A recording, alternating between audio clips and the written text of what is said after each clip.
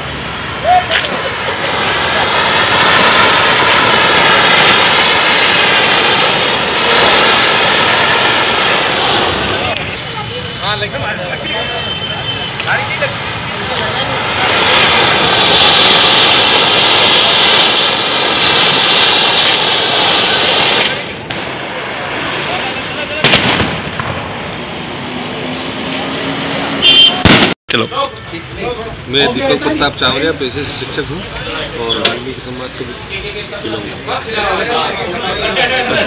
Sir, आप जैसे कि आप शिक्षक भी हैं, आपके ज्ञान में वाल्मीकि समाज इतना नीचे बता दें कि हाँ भाई कुरीतियाँ छुआछूत का ये केस लगते थे, अब ये चीज़ क्यों हो रहा है? ये जैसे कुरीतियाँ बंद होनी चाहिए, क्या जरूरी है क्या?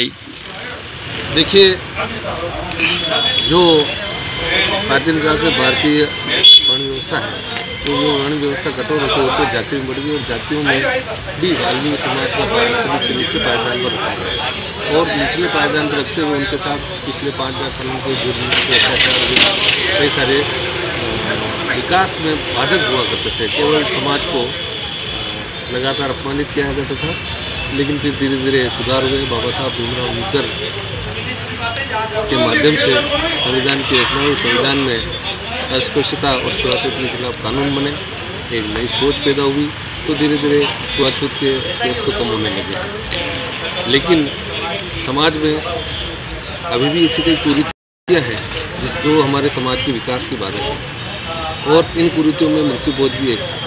हालांकि मृत्यु भोज में कई प्रकार के सुधार तो हुए हैं, लेकिन फिर भी कल जो हमारी बैठक हुई, उस बैठक में और उससे पहले यह समझा गया है कि कुछ ऐसे कुरीतियाँ भी बाकी है जो कि हमारे समाज के विकास में बाधक है।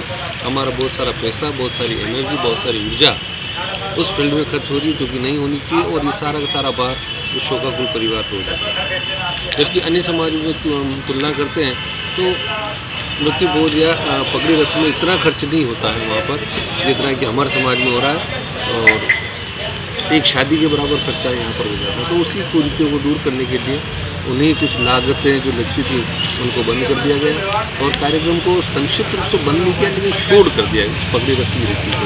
ये पगड़ी रस्म तो होगी, लेकिन बिल्कुल ही प्रतीकात्मक रूप से होगी और जो लोग वहाँ उपस्थित होंगे बिना किसी लाग बात के और बिना किसी अन्य रीतियों के केवल पगड़ी बांधेंगे और पगड़ी दस्तूर करेंगे। मृत्यु भोज का जो खर्च पूरे शहर के लिए जो बुलावा जाता था वो भी बंद हो जाएगा और खाना भी केवल शोकाकुल परिवार और उसके मेहमानों के लिए बनेगा, मिठाई बिल्कुल नहीं बनेगी। इस प्रकार की सुधार के सुझाव। सर, एक चीज़ और, जैसे कि आपका सवाल आएगा इसमें, जैसे कि अपने सफाई कर्मचारी को जैसे कि भर्ती भी होती है, इसमें भी एक जैसे कि पढ़ा लिखा माँ बाप ख्वाब देखते हैं मेरे बेटा को कलेक्टर एसपी जो भी बनेगा, परंतु अभी जितनी भी भर्ती सफाई कर्मचारी के अंदर पढ़े लिखे भी इतने आवेदन किए, इसके अंदर आपके क्या? देखिए, इस पर मैं थोड़ा सा कठोर बोलूँगा और बोलता भी हूँ कि ये जो नगर निगम या नगर पालिका या नगर परिषद है, ये हमारे समाज में विकास को बहुत बर्बाद है। कारण ये है कि काफ़ी समय से युवाओं को और परिवारों को ये है कि चलो बच्चा नहीं पढ़ पाया तो कोई बात नहीं, नगर पालिका में नगर निगम में नौकरी लग जाएगा। लेकिन कोई भी नगर पालिका नगर निगम आज की तारीख में इतनी सक्षम नहीं है कि जितनी जनसंख्या उतनी नौकरियाँ दे सके। तो निश्चित रूप से बच्चा पहले ही उदासीन है, फिर उसके बाद में कुछ माँ बाप पढ़ाना चाहते हैं तो बच्चे में वो क्वालिटी पैदा नहीं हो पाती पढ़ाई करने के बाद भी कि वो कॉम्पिटिशन एग्जाम को फाइट कर सके, तो लोगों में उदासीनता आती है और उस उदासीनता को लेकर के फिर कुंठाग्रस्त होकर के नगर निगम की तरफ रुख करते हैं या ऐसे कार्य करने लग जाते हैं जो कि समाज के लिए करते हैं। मेरा कहना ये है कि समाज के पढ़े लिखे जो लोग हैं, शिक्षित लोग हैं, उनको थोड़ा आगे बढ़कर के सोचना पड़ेगा। शिक्षक के युवाओं को एक संदेश देना चाह रहे हैं आप? ऐसी बात ये संदेश देना चाहता हूँ कि पढ़ाई लिखाई तो जरूरी है, लेकिन पढ़ाई लिखाई को केवल सरकारी नौकरी का आप साधन न समझें।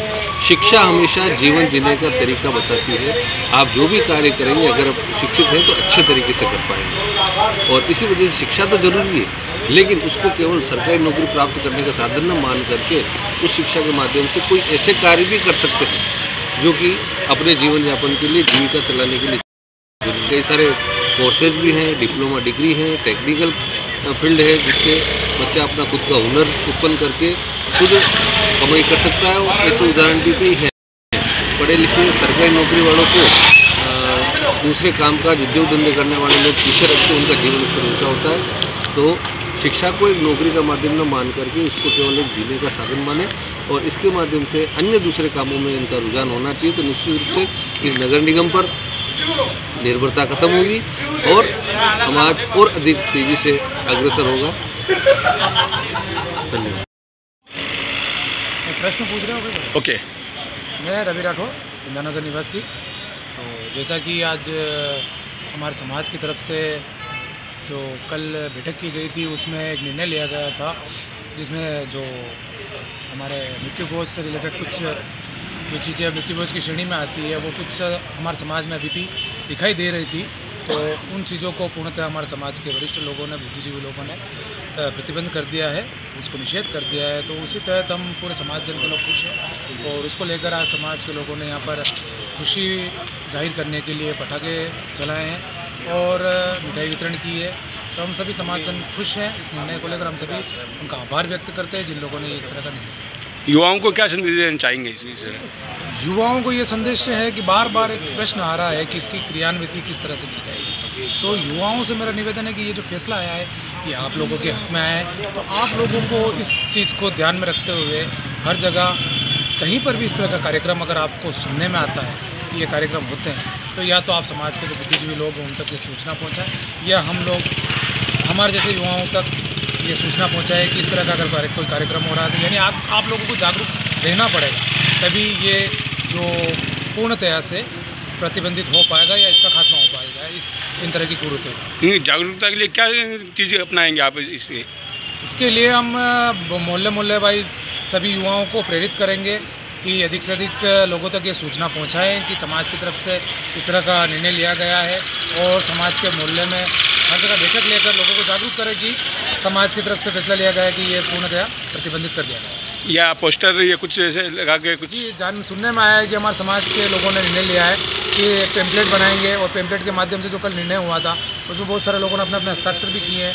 उन सभी हस्ताक्षर पेम्पलेट को बस्ती बस्ती में वितरण किया जाएगा या दीवारों पर चिपकाकर सभी तरफ जागृति फैलाएगी। अगर ऐसा कोई पाया गया तो इसके लिए कुछ तो नियम भी बनाए होंगे। निवेदन ये है कि अगर कोई इस तरह से करता हुआ पाया जाता है तो समाज हमारा बहुत बड़ा है, हमारा समाज बहुत जल्दी इस पर निर्णय लेगा। और वहाँ पर यह आह्वान हुआ था कि अगर कोई इस तरह का काम करता है तो वो उसकी जो भी है वो जाने, समाज उससे थोड़ा विपरीत ही रहेगा, उसको सच नहीं करेगा।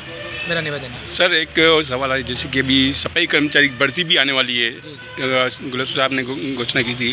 जैसे कि जब आपने आवेदन किया था, आप शिक्षित भी थे, उस टाइम आप शिक्षक होते हैं। अभी जो युवा पीढ़ी है वो सफाई कर्मचारी को चुनेगी कि या झाड़ू को चुनेगी? मेरा सर निवेदन ये है कि भर्ती में किसी को रोका नहीं जा सकता है। शिक्षित लोग हैं तो कोई बात नहीं, आवेदन कर सकते हैं। जैसा कि आपने पूछा कि जो शिक्षित युवा हैं उनको भर्ती में आना चाहिए कि नहीं आना चाहिए, मेरा उनसे ये निवेदन है कि आपके जो परिवारजन है उन लोगों ने काफ़ी मेहनत की है आपको शिक्षित करने में, पढ़ाई कराने में, तो आप इस सफाई कर्मचारी भर्ती को प्राथमिकता के रूप में ना लें। आप भी अच्छे से अच्छे जो नौकरियां आती है आए दिन उन पे आप कंपटीशन एग्ज़ाम दें। और मेरा ये मानना है कि अगर यदि आप लोग इस भर्ती की तरफ आते भी हैं तो भी, जैसे जोधपुर में हमारे एक मार्गदर्शक है, हमारे दीदी है जो आशा जी कंडारा, उन्होंने जो उदाहरण पेश किया, या तो वो उदाहरण पेश करें। नौकरी ज़रूरत के लिए आपने ली लेकिन उसको अपना जीवन यापन करने का जरिया ना बनाए। मैं भी कोशिश कर रहा हूँ, आपके चैनल के माध्यम से मैं कहना चाह रहा हूँ कि मैंने जो शिक्षा बंद कर दी थी मैं फिर से पढ़ाई कर रहा हूँ और मैं कोशिश करूँगा कि मैं अच्छी जॉब में लग सकूँ। आप भी कोशिश करिए और दूसरी जॉब में लगने का प्रयास करें।